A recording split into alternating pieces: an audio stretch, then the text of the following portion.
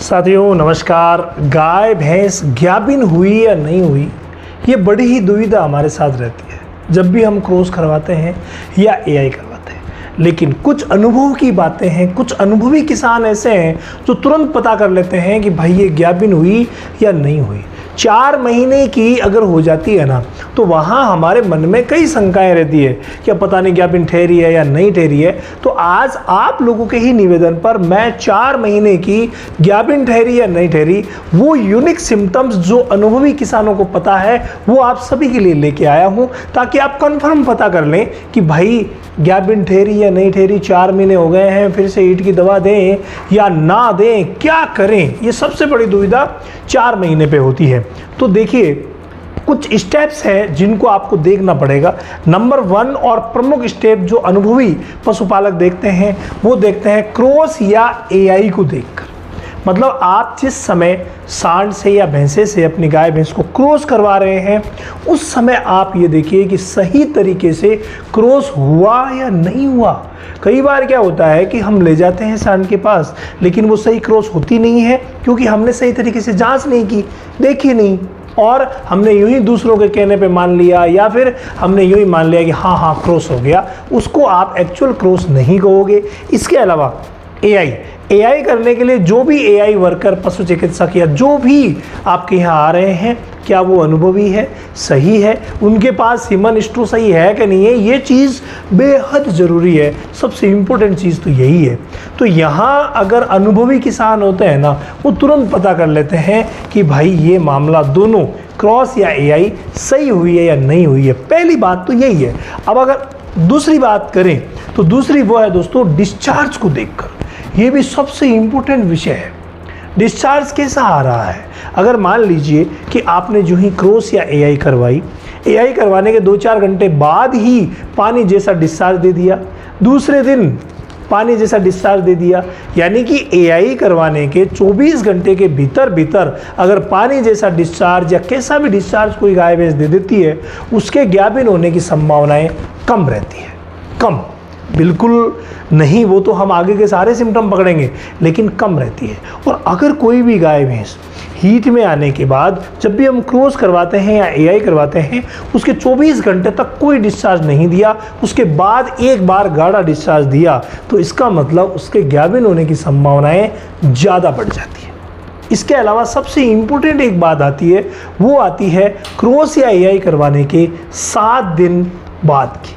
भाई 7 से 14 दिन के बीच के जो डिस्चार्ज होते हैं ना, ये बेहद ज़रूरी होते हैं।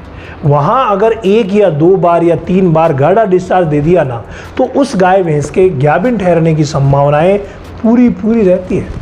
तो ये 7 से 14 दिन भी इम्पोर्टेंट है। लेकिन अगर मान लीजिए 14 दिन के बाद 15वां दिन आया, 16वां दिन, ये दिन की गिनती करते हैं जब आप एआई करवाते हैं या जिस समय क्रॉस करवाते हैं, उसी दिन से दिनों की गिनती की जाती है। लेकिन यही मान लीजिए 18 दिन, 19वां दिन, 20वां दिन या 21वां दिन, इन दिनों में अगर डिस्चार्ज आया है और पहले कोई डिस्चार्ज नहीं आया, तो वहाँ गाभिन ठहरने की संभावनाएं बहुत ही कम रहती है। यानी कि डिस्चार्ज को देख करके इस तरीके से आप पता कर सकते हैं। जो भी गाभिन ठहर गई है वो गाढ़ा डिस्चार्ज देगी, पानी जैसा डिस्चार्ज नहीं देगी। गायों में एक विशेष प्रॉब्लम है कि गायें जब 3 महीने की प्रेग्नेंट हो जाती है, उसके बाद कभी कभी पारदर्शी पानी जैसा डिस्चार्ज, जिसको हम पानी जैसा ही बोलते हैं, बाकी पारदर्शी गाढ़ा डिस्चार्ज होता है, वो देती ही रहती है। गायें देती रहती है, भैंसें नहीं देती। भैंसें अगर पारदर्शी दे रही है, इसका मतलब खाली होने की संभावनाएं ज़्यादा है। लेकिन अगर गाय दे रही है तो वहाँ कई बार गाभिन भी वो रहती है। वहाँ हमें दूसरे सिम्टम जो है उनका पता करना होता है। इसके बाद देखिए अगली जो चीज़ है ये भी बहुत ज़्यादा इम्पोर्टेंट है, और वो है हीट के लक्षण नहीं दिखाना। जब भी आपने क्रॉस करवाया उसके बाद कई गायें जो है ना, वो 15-20 दिन बाद हीट के लक्षण फिर से दिखा देती है, तो श्योर हो जाता है कि ये खाली है। कई बार ये लक्षण श्योरिटी के साथ आते हैं पिछली बार की तरह, यानी पिछली बार बोली थी, यानी मुंह से आवाज़ें निकाली थी, दूसरे पशुओं पर चढ़ी थी, पावसना, दूध नहीं निकलवाना, बेचैन रहना, चारा पानी नहीं खाना, मेल की तरफ आकर्षित होना, इधर उधर दौड़ना, दूसरे पशुओं पर चढ़ना, ये जो लक्षण आए हैं ना, कई बार पूरे के पूरे लक्षण फिर से आ जाते हैं। इसका मतलब कन्फर्म खाली है ही। लेकिन कई बार ये थोड़े बहुत लक्षण फिर से आते हैं तो भी खाली रहेगी, गाभिन होने की संभावना वहाँ पर भी कम है। तो आप लक्षणों को, अगर हीट के लक्षण आ गए हैं तो फिर तो देखो भाई होगी नहीं। इसके अलावा इसमें एक लक्षण होता है पवसने का। अगर मान लीजिए पवसने के जो लक्षण हैं वो क्रॉस करवाने या एआई करवाने के 7 से 14 दिन के बीच में आपको दिखते हैं कि पवसती है बिना टाइम, जैसे दूध निकालने का जो समय होता है जब आप बच्चा छोड़ते हैं या हाथ से जब आप थनों को सहलाते हैं उस समय पवसती है, वो एक बात अलग है। लेकिन बिना कुछ किए ही अगर बिना समय पवसने लग जाती है और जो समय होता है दूध देने का उस समय सही पवसती नहीं है, तो ये अगर क्रम चलता है 7 से 14 दिन के बीच तो वहाँ पर भी संभावना अच्छी रहेगी। और अगर वही मान लीजिए 17वें 18वें 20वें दिन में ऐसा हो रहा है तो संभावना ज्ञापिन होने की कम रहेगी। ये भी एक बहुत अच्छा और पुख्ता, भाई अगर हीट में आ गई है तो पुख्ता खाली है, ये पता चल जाता है। इसके बाद वज़न को देख करके, ये भी एक बहुत बड़ा मैटर है। मैंने एक वीडियो बनाया था, एक माताजी ने हमें बताया कि मैं इस तरीके से वज़न लेती हूँ, वो टैप से क्या करते हैं कमर को नाप लेते हैं, और वो वीडियो मैं डिस्क्रिप्शन में डालूंगा, आप देखना। प्रैक्टिकली है कि वो कमर को नाप लेते हैं और बीच से, और फिर 2-3 महीने बाद फिर से नापते हैं, तो वो जो गैप है वज़न के बढ़ने का उससे वो पता कर लेते हैं कि भाई वज़न अगर बढ़ा है इसका मतलब ज्ञापिन होने की संभावनाएं ज़्यादा रहती है।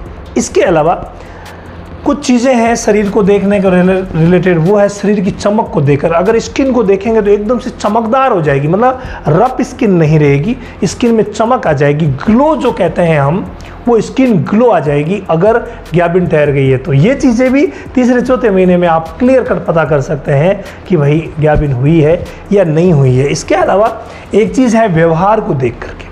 यहाँ एक बात वज़न की जो अभी आई थी ना, उसमें मैं आपको बताऊं कि पीछे का जो शरीर होता है वो जो ही ज्ञापिन होती है ना उस समय वल्बर पार्ट हो या पीछे का शरीर जो है वो सुडौल हो जाता है, थोड़ा सा बड़ा हमें नज़र आता है। इसके अलावा अगर हम शरीर को देख के ही करें तो 4 महीने पर एक विशेष सिम्टम ये भी आता है कि अगर आप उस गाय भैंस के पीछे खड़े होकर के देखते हैं तो एक तरफ से राइट साइड से जिधर बच्चा रहता है, भाई लेफ्ट में तो रूमन है, वो तो अगर ज़्यादा खाएगी तो फूला हुआ रहेगा, लेकिन सुबह के समय जब आप देखते हैं भूखे पेट तो आपको ये साफ नज़र आता है कि जब आप पीछे से देखेंगे तो राइट साइड से थोड़ा सा पेट आपको लटका हुआ मिलेगा। ये भी 3-4 महीने के बाद ये लक्षण नज़र आने लग जाते हैं, जो बाद में तो स्पष्ट हो जाते हैं।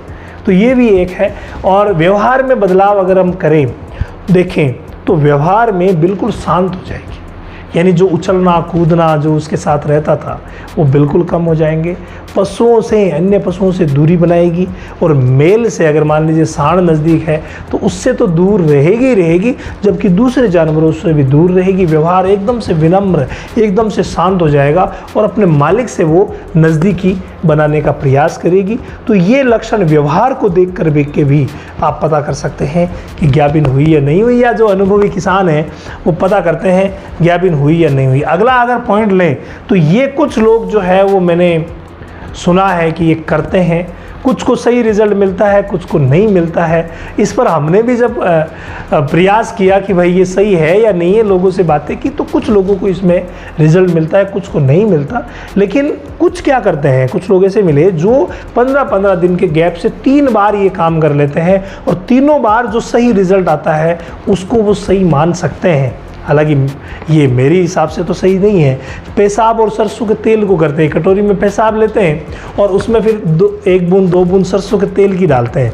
कुछ समय बाद अगर वो तेल बिखर जाता है, जगह जगह चला जाता है, तो खाली है और एक जगह सिक्का टाइप बना लेता है, तो ज्ञापिन है। कई लोग ऐसा करते हैं और कईयों को रिजल्ट मिलता है, कईयों को नहीं मिलता, लेकिन चेक करने में जो श्योरिटी है वो यहाँ से नहीं मिलती। मैंने जो पहले आपको लक्षण बताए हैं ना, ये सब लक्षण जो अनुभवी किसान हैं वो देखते हैं और देख करके पता कर लेते हैं कि ज्ञापिन हुई या नहीं हुई। इसके अलावा कई जगह कई परंपराएं चलती है, जैसे कई कहते हैं साहब पूंछ जो है वो थोड़ी मोटी हो जाती है, कई कहते हैं कि सर के बाल जो है वो उड़ जाते हैं। मैंने अलग अलग शॉर्ट वीडियो इस पर भी बनाए हैं।